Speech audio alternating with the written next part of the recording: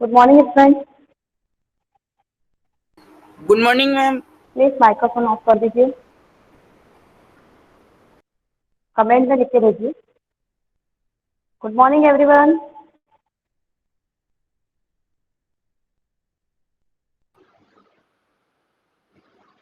Good morning, good morning. Start करें।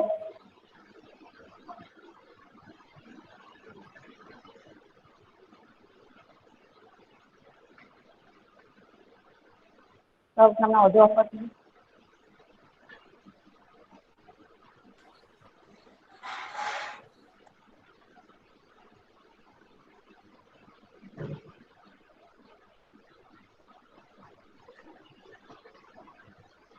तो आज हम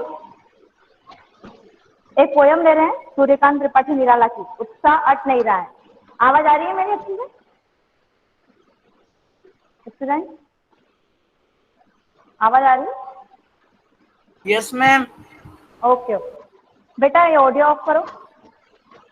किसका ये माइक किसका ऑन है? डिस्टर्ब हो रहा है। चलिए, तो देखिए बुक में ये जो थर्ड पोयम है देव, ये वाली नहीं आएगी, हट गई है। और ये फोर्थ पोयम है आत्मकथा, ये भी हट गई है। दो पोयम हट गई है। तो अब हम फिफ्थ पोयम पे जा रहे हैं जिसका नाम है उत्साह अट नहीं रहा है। ये कविता है उत्साह अट नहीं रहा है, सूर्यकांत त्रिपाठी निराला जी ने लिखी है। आपको थोड़ा सा जीवन परिचय लिखना है। जो है जीवन परिचय में आप क्या लिखेंगे? जन्म, मृत्यु और प्रमुख रचनाएं। ठीक है, और कॉपी में नोट करते जाना। अगर कुछ समझ में नहीं आया तो अपने साथ रफ कॉपी पेन जरूर लेके बैठे सब। उत्साह कविता हम पढ़ने जा रहे हैं। थोड़ा सा मैंने इसके बारे में समरी लिखी है।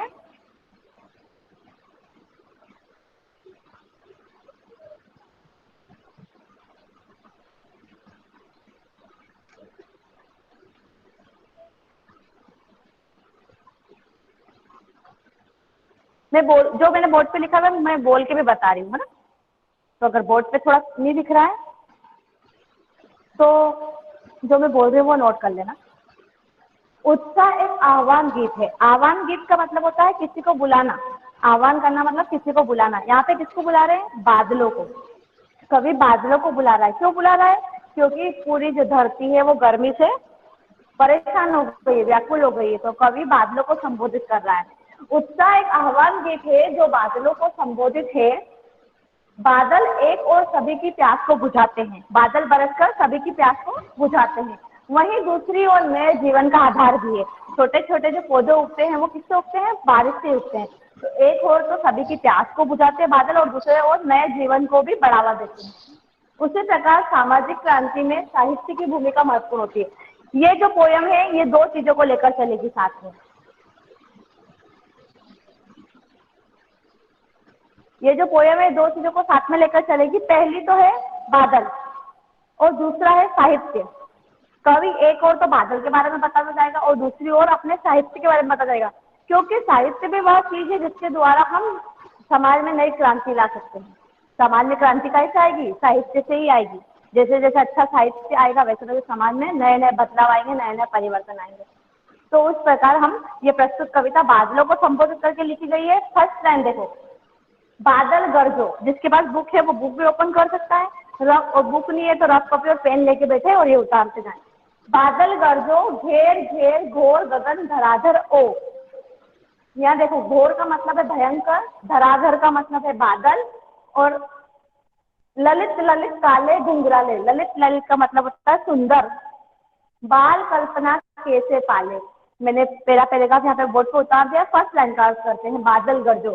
प्रस्तुत कविता में कवि बादलों को संबोधित करते हुए कहता है कि प्रस्तुत कविता में कवि बादलों को संबोधित करते हुए कहता है कि हे बादल, तुम भयंकर गरजो और सारी धरती को घेर कर खूब बरसो।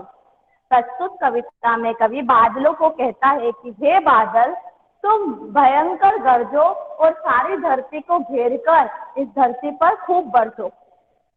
ललित ललित काले घुंघराले बाल कल्पना कैसे पाले। थर्ड और फोर्थ लाइन में कवि ने काले काले बादलों की तुलना एक नन्हे बच्चे के घुंघराले बालों की की। घुंघराले जो बाल वाला बच्चा होता है उसके बाल कैसे दिखते हैं? वैसे ही हम जब आसमान में कभी कभी देखते हैं तो हमको बादल ऐसे दिखते हैं, घुंघराले घुंघराले और काले काले दूर दूर। तो कभी कभी यहाँ कल्पना करते हुए कहता है कि आसमान में बादल, आसमान में घिरे काले काले बादल मुझे एक नन्हे बच्चे के घुंघराले बालों के समान दिखाई दे रहे हैं। 4th लाइन, 4 लाइन तक करा, वापस एक बार करते हैं। प्रस्तुत कविता में कवि बादलों को संबोधित करते हुए कहता है कि हे बादल, तुम इस धरती को घेर कर खूब बरसो, खूब गरजो। 3rd और 4th लाइन में कवि कहता है कि आसमान में घिरे काले काले बादल मुझे किसी नन्हे बच्चे के घुंघराले काले बालों के समान दिखाई दे रहे हैं। ठीक है, 4 लाइन ठीक है, आ रही समझ में? वो 4 लाइन का अर्थ समझ में आया? अब 5वीं लाइन देखो। विद्युत छवि उर में कवि नवजीवन वाले। विद्युत छवि, विद्युत मतलब बिजली, नया, नवजीवन मतलब नया जीवन। विद्युत छवि उर में कवि नवजीवन वाले। प्रस्तुत पंक्ति में कवि कहता है कि बादलों के अंदर बिजली की चमक छुपी हुई है। प्रस्तुत पंक्ति में कवि कहता है कि बादलों के अंदर उर मतलब हृदय में या मन में, बादलों के हृदय में बिजली की चमक छुपी हुई है और यह बादल सभी को नया जीवन प्रदान करते हैं। उस कवि नवजीवन वाले, ये बादल सभी को नया जीवन प्रदान करते हैं। उसी तरह अब इस लाइन में आपको ये भी ऐड करना है, बादल का तो आप लिखेंगे, साथ में कवि का भी लिखना कि उसी प्रकार कवि की कविता भी सभी के जीवन में नया जीवन भर देती है, सभी के जीवन को उत्साह से भर देती है। बादल को कैसे जोड़ना है आपको? कवि की कविता से भी जोड़ना है। क्या लिखेंगे इस लाइन में? 5th लाइन में, जिस तरह बादलों के हृदय में बिजली छुपी हुई रहती है उसी तरह कवि की कविता में भी सभी को नया जीवन देने का संदेश छुपा हुआ होता है। आया समझ में लाइन? जिस तरह बादलों के अंदर बिजली छुपी हुई रहती है उसी तरह कवि की कविता में भी एक नया संदेश छुपा हुआ रहता है। आपको लाइन को जहां जहां जरूरत है वहां वहां कवि से भी जोड़ना है। वज्र छिपा नूतन कविता। जिस तरह बादलों में वज्र की शक्ति छुपी होती है, वज्र मतलब शस्त्र, शस्त्र मतलब ताकत, तो जिस तरह बादलों के अंदर वज्र छुपा हुआ रहता है उसी तरह कवि की नई कविता भी वज्र के समान सभी को नया जीवन प्रदान करती है। नूतन मतलब नया। ऑडियो ऑफ करना किसका चल रहा है? वज्र छिपा नूतन कविता।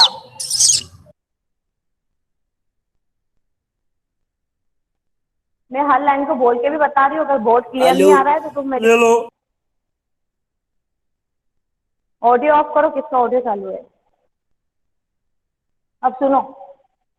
वज्र छिपा नूतन कविता। जिस तरह बादलों के अंदर वज्र जैसी शक्ति छुपी हुई रहती है, बादलों के अंदर वज्र जैसी शक्ति छुपी हुई रहती है, उसी तरह कवि की कविता में भी एक नई शक्ति है, सभी पूरे संसार में परिवर्तन लाने की शक्ति है। फिर भर दो बादल भर दो। कवि पुनः बादल से कहता है कि हे बादल, तुम पूरे संसार को अपनी शीतलता से भर दो। हे बादल गरजो या बरसो। एक बार फिर से पूरी लाइन का बता रही हूँ, ढंग से सुनना और हो सके तो कॉपी में नोट भी कर लो। वज्र का मतलब क्या? वज्र मतलब कठोर शस्त्र। बेटा तुम कमेंट में लिख के बोलो, कमेंट कर दो, मैं आंसर दे दूंगी। अपना ऑडियो ऑफ रखो। वज्र का मतलब होता है शस्त्र, या ये लिखो, वज्र मतलब होता है कठोर। वज्र मतलब कठोर, शस्त्र भी होता है, अस्त्र शस्त्र या शक्ति भी बोल सकते हैं। एक बार फिर से देख लीजिए। प्रस्तुत कविता में कवि बादलों को संबोधित करते हुए कहता है कि हे बादल, तुम इस धरती को घेर कर खूब गरजो, खूब बरसो। प्रस्तुत कविता में कवि को आसमान में छाए काले काले बादल किसी बच्चे के घुंघराले बालों के समान दिखाई देते हैं। कवि कल्पना करते हुए कहता है कि मुझे आसमान के काले बादल किसी नन्हे बच्चे के घुंघराले बालों के समान दिखाई दे रहे हैं। जिस तरह बादलों के हृदय में, उर मतलब हृदय, जिस तरह बादलों के हृदय में बिजली की चमक छुपी हुई रहती है उसी तरह कवि की कविता में भी नया नया संदेश छुपा रहता है। जहां जहां कवि लिखा है वहां पे आपको कविता से भी जोड़ना है। वज्र छिपा नूतन कविता। जिस तरह बादलों के अंदर वज्र की शक्ति छुपी हुई रहती है उसी तरह कवि की नई कविता में भी एक शक्ति है संसार में परिवर्तन लाने की। फिर भर दो बादल गरजो। प्रस्तुत पंक्ति में कवि बादलों से पुनः निवेदन करता है कि हे बादल, तुम इस संसार को शीतलता से भर दो। हे बादल गरजो और खूब बरसो। पैरा पैराग्राफ आया समझ में? कॉपी पे भी नोट कर लेना, जो लाइन नहीं आए वो पूछ लेना एक बार फिर से कि कौन सी लाइन तुमको नहीं है ये समझ में, कमेंट करके। ओके, तो इसका पहला पैराग्राफ हो गया। आप सेकेंड पैराग्राफ पढ़ते हैं, उसके बाद क्वेश्चन आंसर करेंगे। सबको समझ में आ रहा है? एक बार और समझाने की जरूरत तो नहीं है?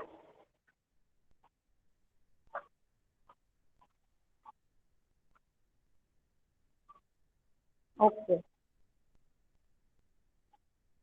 सेकेंड पैराग्राफ देखो।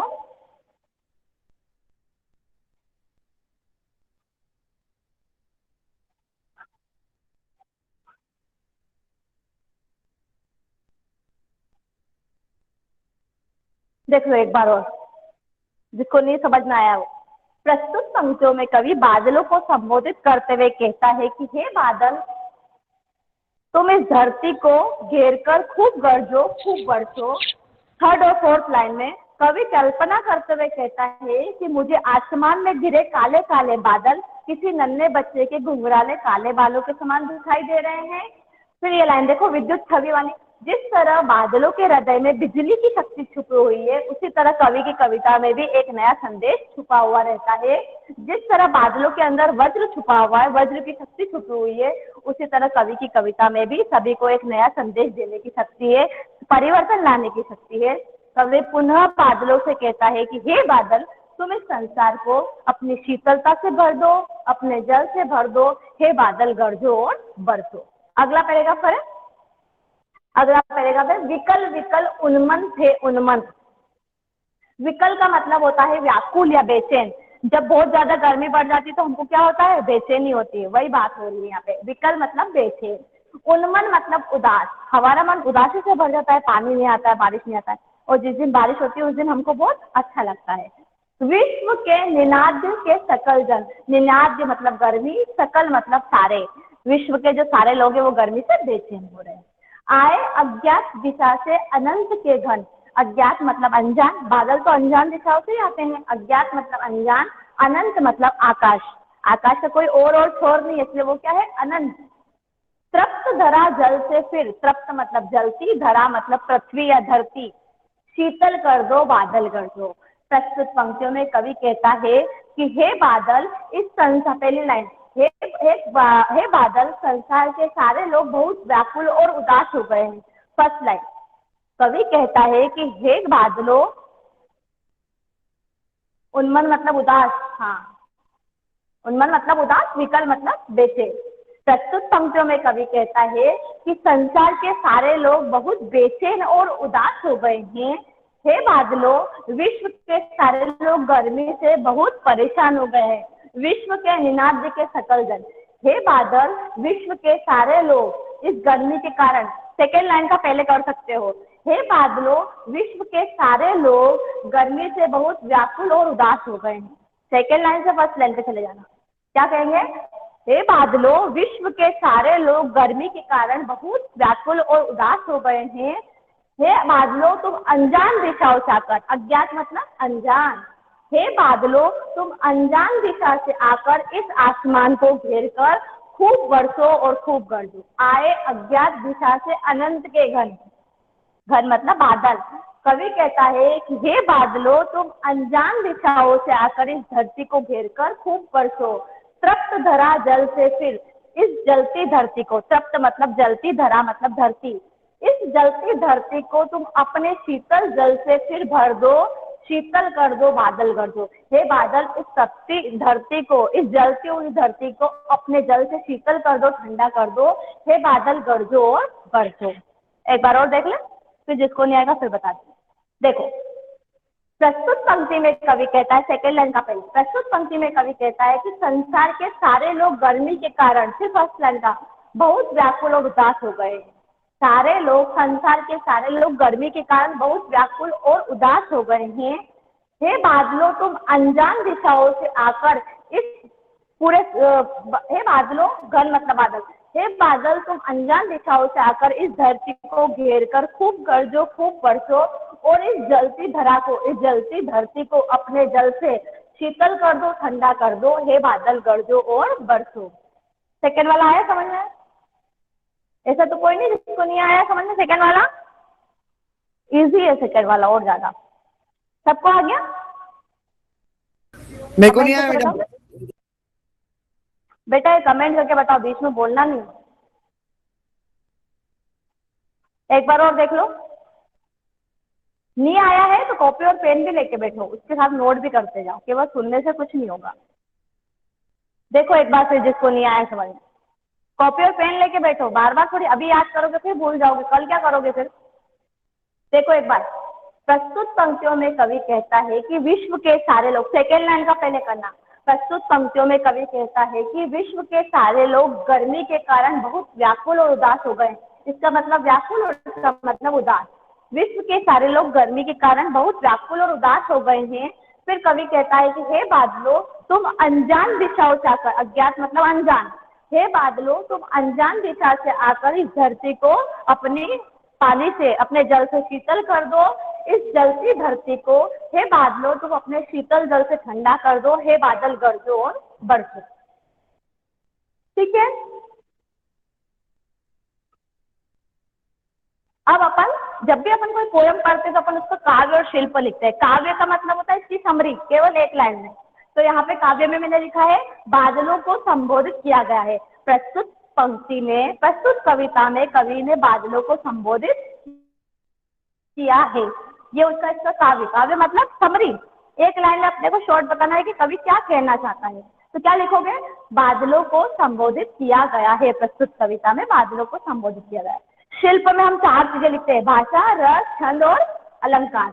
अब इसमें भाषा है साहित्यिक खड़ी बोली, अर्थात सहज और सरल भाषा, सरल व सहज भाषा।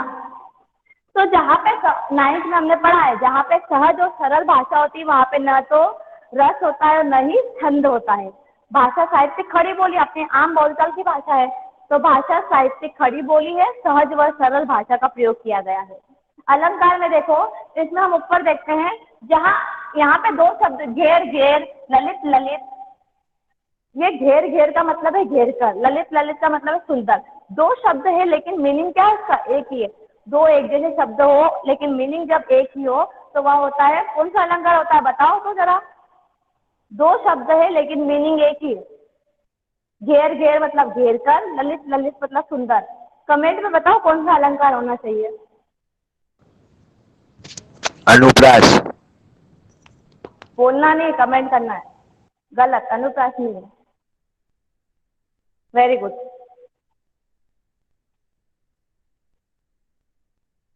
पुनरुक्ति, जिसने पुनरुक्ति बोला वो सही है।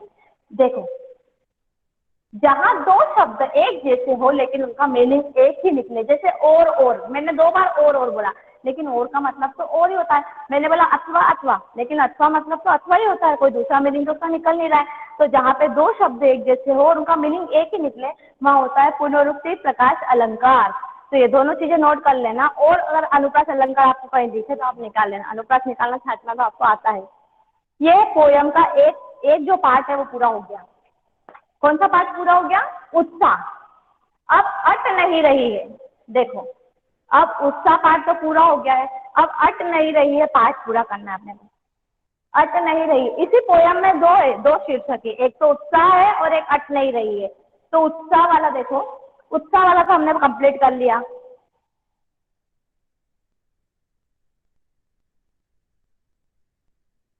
फर्स्ट का भी काव्य सौंदर्य ही है, दोनों को एक साथ लिखना है और दोनों का एक साथ ही काव्य और शिल्प लिखना है, अलग अलग मत लिखना। पूरी कविता एक ही है ये। दोनों जैसे मैंने बोर्ड पे तुमको लिखा ना, 2 पैराग्राफ पहले लिख दिया, दोनों का अर्थ कर देना, उसके बाद काव्य और शिल्प लिख देना। और ये फेयर कॉपी में भी लिख लेना, क्योंकि आज की बात नहीं है, हमको साल भर तक चलाना है, पता नहीं कब एग्जाम हो, किस तरह से एग्जाम हो, तो अपनी तैयारी पूरी रखना। अब देखो, ये जो कविता है इसमें एक तो उत्साह का पार्ट हो गया और दूसरा पार्ट है अट नहीं रही है। तो अट नहीं रही के बारे में हम पढ़ते हैं। ओके, शीर्षक क्या है, अट नहीं रही है। अट मतलब समा, समाना, जैसे अपन बोलते ना इतनी ज्यादा सुंदरता है प्रकृति में कि वो समा नहीं पा रही है।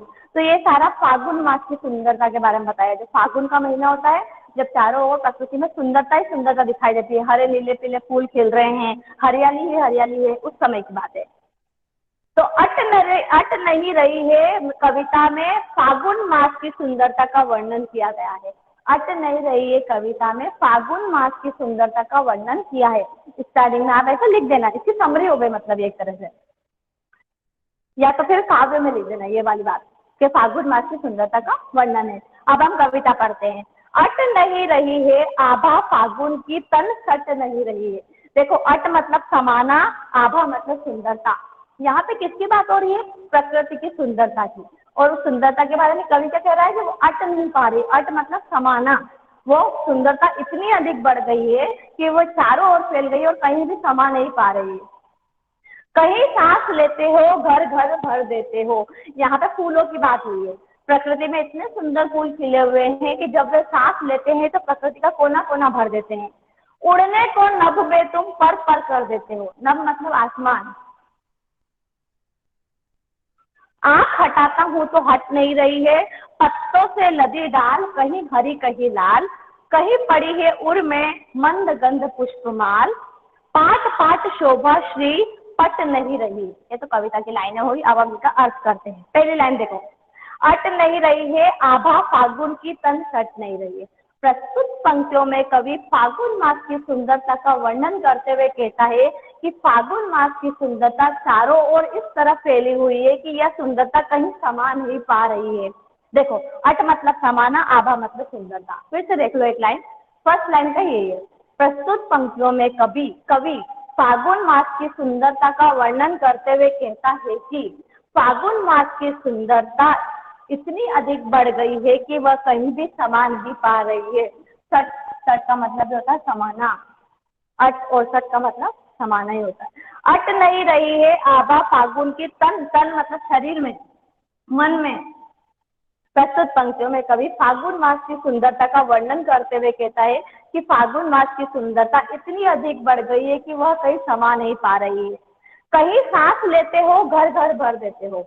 प्रस्तुत पंक्तियों में कवि फूलों की सुंदरता का वर्णन करते हुए कहता है कि प्रकृति में चारों ओर सुंदर फूल खिले हुए हैं और ये फूल जब सांस लेते हैं तो ये प्रकृति का घर घर भर देते हैं। देखो सेकेंड लाइन में फूलों के बारे में लिखना है। प्रस्तुत पंक्तियों में कवि कहता है, प्रस्तुत पंक्तियों में कवि कहता है कि जब फूल प्रकृति में सांस लेते हैं तो वे प्रकृति का हर घर भर देते हैं, मतलब घर घर तक उनकी खुशबू पहुंच जाती है। उड़ने को नभ में तुम पर कर देते हो। प्रस्तुत पंक्तियों में कवि कहता है कि इस सुंदरता को देखकर मेरा मन ऐसा करता है,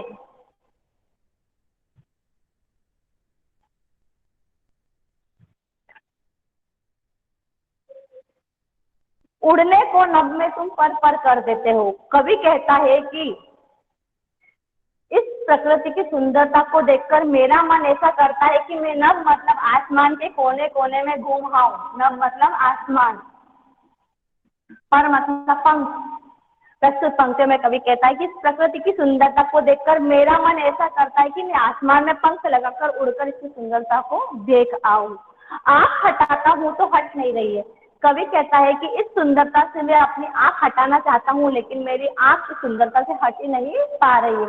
जब हम कोई सुंदर चीज देखते हैं, प्रकृति में सुंदर फूल खिल रहे हैं, अच्छा मौसम होता है, तो हम भी हमारी आंख उससे हटा नहीं पाते हैं। तो कवि भी कह रहा है मैं सुंदर दृश्य से अपनी आंख हटा नहीं पा रहा हूँ। पत्तों से लदी डाल, कहीं हरी कहीं लाल। फागुन मास में चारों ओर पेड़ पत्तों से लद गए हैं। कहीं पेड़ों की डाल हरी तो कहीं लाल दिखाई दे रही है। कहीं पड़ी है उर में मंद गंध पुष्पमाल। उर मतलब गले में, वापस एक बार पूरा करूंगी, पहले एक बार पढ़ लो फिर पूरा करेंगे। कहीं पड़ी है उर में मंद गंध पुष्पमाल। उर मतलब गले में, मंद गंध मतलब हल्की खुशबू, पुष्पमाल मतलब फूलों की माला। उर मतलब हृदय, मंद मतलब हल्की हल्की खुशबू और पुष्पमाल मतलब फूलों की माला। कवि कहता है कि ऐसा लग रहा है जैसे प्रकृति ने, किसने अपने गले में माला पहन रखी है? प्रकृति ने। कवि कहता है कि ऐसा लग रहा है जैसे प्रकृति ने अपने गले में सुंदर फूलों की माला धारण कर रखी है।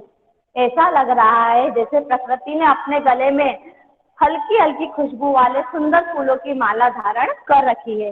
पाट पाट शोभा श्री, पट नहीं रही है। पाट पाट मतलब जगह जगह, पट नहीं रही है। पाट पाट मतलब जगह जगह, शोभाश्री मतलब सुंदरता। कवि कहता है कि यह जो सुंदरता है वो हर जगह फैली हुई है और कहीं भी समा नहीं पा रही है। पाट पाट मतलब जगह जगह। कवि कहता है कि यह जो सुंदरता है वो प्रकृति में जगह जगह फैली हुई है और कहीं भी ये सुंदरता समा नहीं पा रही है। अब देखो स्टार्टिंग से फिर से देख लो, अगर बोर्ड क्लियर नहीं दिख रहा है तो मैं जो बोल रही हूँ उसको सुन के कर लेना, ठीक है। पहली लाइन देखो, अट नहीं रही है आभा फागुन की, तन सट नहीं रही है। प्रस्तुत पंक्तियों में कवि कहता है कि फागुन मास की सुंदरता चारों ओर फैली हुई है और यह सुंदरता कहीं भी समा नहीं पा रही है। कवि कहता है कि फागुन मास की सुंदरता चारों ओर फैली हुई है और यह सुंदरता कहीं समा नहीं पा रही है। कहीं सांस लेते हो घर घर भर देते हो। इस लाइन में किसकी बात हो रही है? फूलों की बात हो रही है। कवि कहता है प्रकृति में खिले फूल जब सांस लेते हैं तो उनकी खुशबू घर घर में फैल जाती है। कवि कहता है कि जब प्रकृति में फूल सांस लेते हैं तो उनकी खुशबू घर घर तक फैल जाती है।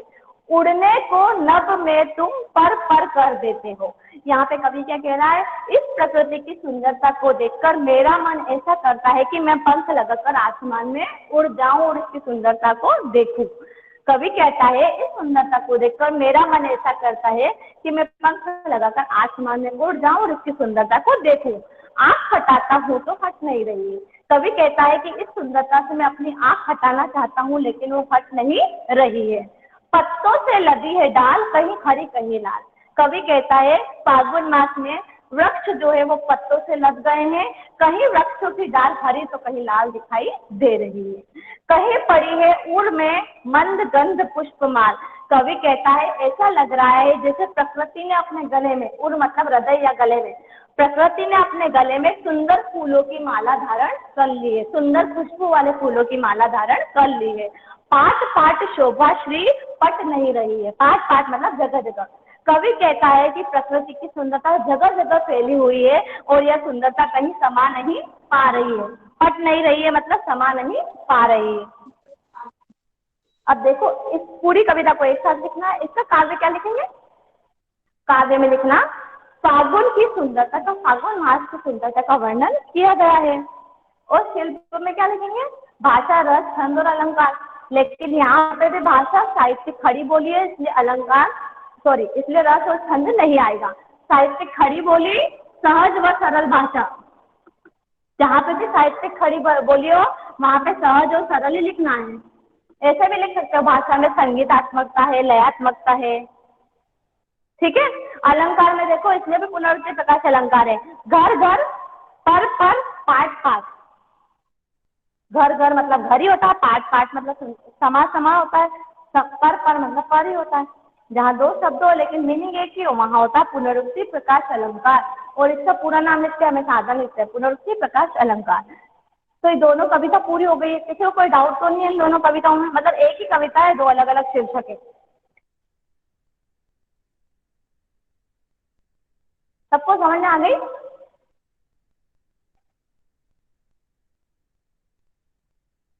पोयम समझ में आई बच्चों? कहीं कुछ समझ ऐसा तो नहीं है? पूरी समझ में आ गई? फर्स्ट पैरा कौन था? उत्साह वाला।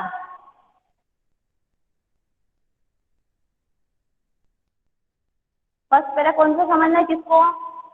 उत्साह वाला समझना है कि ये वाला समझना है, फागुन वाला? नोट भी कर ली?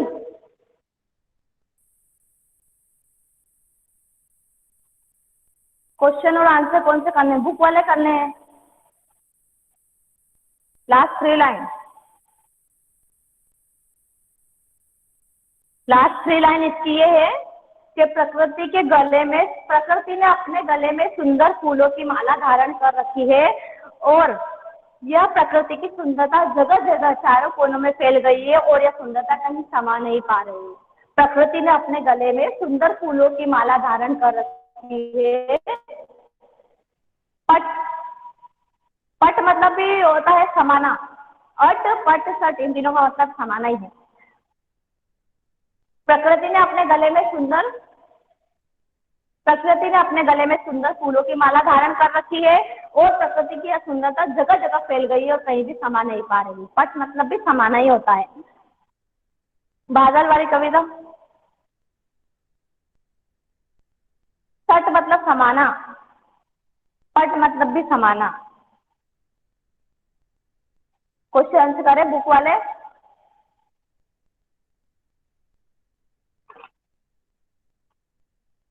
देखो कुछ मैं छोटे क्वेश्चन देती हूँ, तुम मेरे को अभी के अभी आंसर करके बताऊंगा, ठीक है।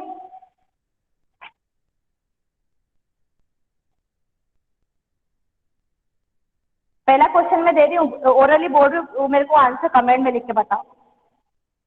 कवि ने बादलों को किस दिशा से आने के लिए कहा है? कवि ने बादलों को किस दिशा से आने के लिए कहा है? बताओ किस दिशा से आने के लिए कहा है? वेरी गुड, अनजान दिशा से।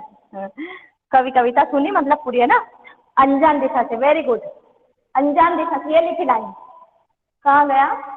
आओ अज्ञात, ये रहा अज्ञात मतलब अनजान दिशा से आकर।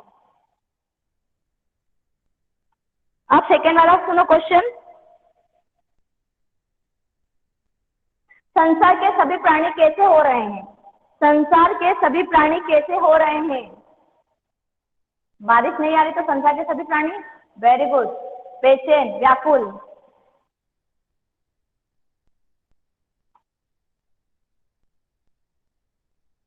अट नहीं रही है कविता में कवि ने किस ऋतु का वर्णन किया है? किस माह का वर्णन किया है? अट नहीं रही है कविता में कवि ने कौन सी ऋतु का, कौन से माह का वर्णन किया है? फागुन, वेरी गुड। अगला क्वेश्चन है, पत्तों से लदी है डाल, पत्तों से लदी है डाल कहीं हरी कहीं लाल, इसका अर्थ क्या है? पत्तों से लदी है डाल कहीं हरी कहीं लाल, इसका मतलब क्या है? अर्थ क्या है इसका? पत्तों से लदी है डाल कहीं हरी कहीं लाल।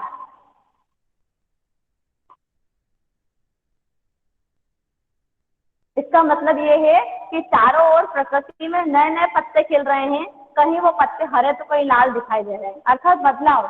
जैसे फागुन मास आता है ना, जब पेड़ों के जो पत्ते होते हैं छोटे छोटे नए पत्ते निकलते हैं, तो उन पत्तों के बारे में कहा गया है ना, कि प्रकृति में जब फागुन मास आता है तो कहीं पत्ते हरे तो कहीं लाल दिखाई देते हैं। कभी हम देखते हैं कि नए पत्ते आ रहे हैं, कभी हम देखते हैं कि पत्तों का कलर चेंज हो रहा है, ये चेंजेस होते हैं इस महीने में। ये तो होगा शॉर्ट आंसर। अब देखो किताब में बुक में क्या दिया है। पहला क्वेश्चन, कवि बादल से फुहार रिमझिम या बरसने के स्थान पर गरजने के लिए क्यों कहता है?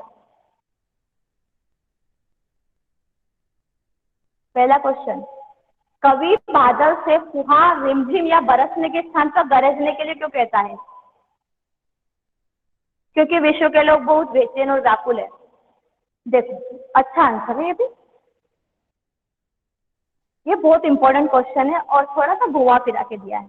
इसका आंसर कुछ इस तरह बनेगा कि जब फुहार रिमझिम होती है, हल्की हल्की फुहार होती है, हल्की हल्की रिमझिम होती है, तो हमारा मन उत्साह से, हमारा मन खुश हो जाता है ना, और हमारा मन शांत रहता है। लेकिन जब बादल गरज गरज कर बरसते हैं तो हमको लगता है कोई ना कोई परिवर्तन होने वाला है। फिफ्थ पोयम पढ़ रहे हैं, फिफ्थ। कवि बादल से फुहार रिमझिम या बरसने के स्थान पर गरजने के लिए क्यों कहता है? तो इसके आंसर में क्या लिखेंगे? क्योंकि जब फुहार या रिमझिम होती है तो हमारा मन में शांति वाली भावना उत्पन्न होती है, हमारा मन बहुत शांत हो जाता है। लेकिन कवि को यहाँ अभी बदलाव की आवश्यकता है, इसलिए कवि पूरे संसार में बदलाव लाना चाहता है, इसलिए कवि बादलों को गरजने के लिए कहता है। गरजना मतलब भयंकर बारिश होना, और रिमझिम और फुहार मतलब हल्की हल्की बारिश होना। लेकिन यहाँ पे अभी हमको मन को शांत करने की आवश्यकता नहीं है, अभी तो हमें क्रांति की आवश्यकता है, हमारे मन में उत्साह बनने की आवश्यकता है। इसलिए कवि कहता है कि बादल जब फुहार या रिमझिम रूप में बरसते हैं तो हमारा मन शांति से भर जाता है, लेकिन इस वक्त हमारे मन में क्रांति की आवश्यकता है। इसलिए कवि बादलों से निवेदन करता है कि तुम खूब गरजो और खूब बरसो। गरजना मतलब भयंकर बारिश होना। आया समझ में आंसर? इंपॉर्टेंट क्वेश्चन है।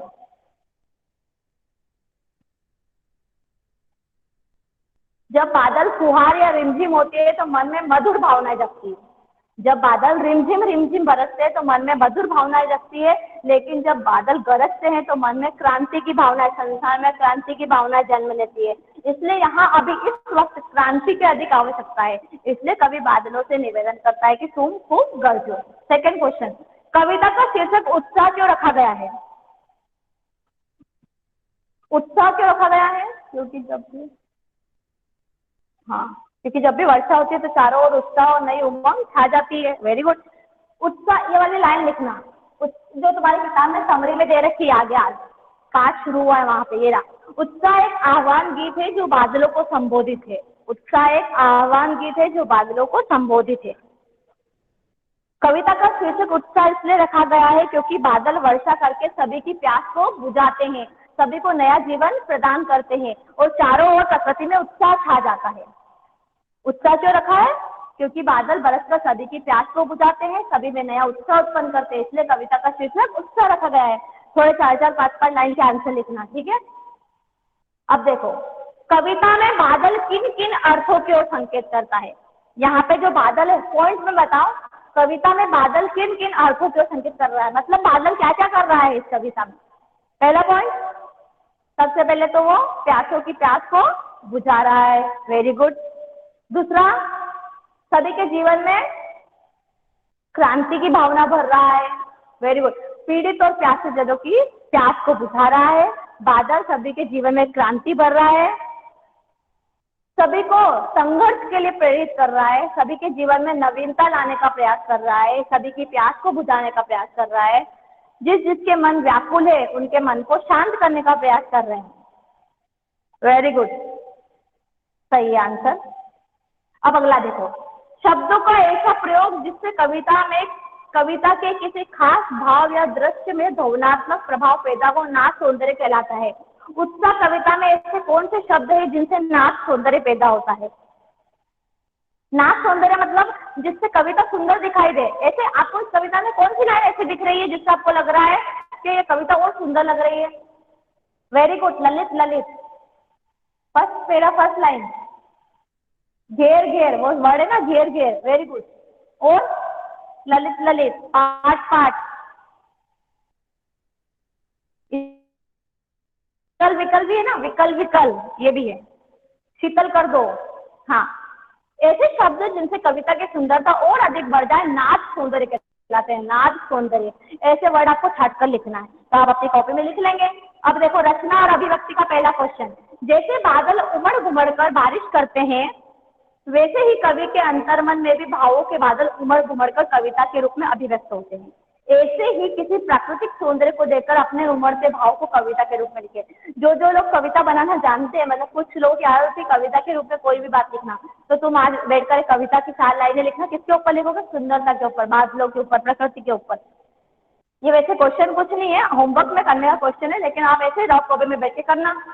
जैसे बादल जब आते हैं तो प्रकृति कितनी सुंदर होती है, उसी समय कवि के मन में भी जब कविता बनाने का विचार आता है तो उसके मन में भी विभिन्न तरह के भाव उत्पन्न होते हैं। बादल उमड़ते हैं तो वो अपने भावों को कविता के माध्यम से बता देता है। आपकी भी इच्छा हो तो आप भी 4 लाइनें जरूर लिखना, ठीक है। बस इसके अलावा कोई इसका क्वेश्चन नहीं है। तो इसमें कितने क्वेश्चन करने हैं आपको? केवल 4 क्वेश्चन करने हैं, 1 2 3 4 5 कल आप होमवर्क में करिए, जिसकी इच्छा वो करना, जिसको कविता बनाना आता है, ठीक है। तो कितने क्वेश्चन करने हैं? 4 क्वेश्चन। आज हमने कितनी कविता पढ़ी? 2। पहली कविता का शीर्षक क्या है? पहली कविता का शीर्षक, हमने 2 पोयम पढ़ी है। देखो, वो वाली पूरी पोयम एक है उत्साह, और ये वाली पूरी पोयम एक है, अट नहीं रही। 2 पोयम पढ़ी। पहले का शीर्षक क्या है? उत्साह, और दूसरे का शीर्षक क्या है?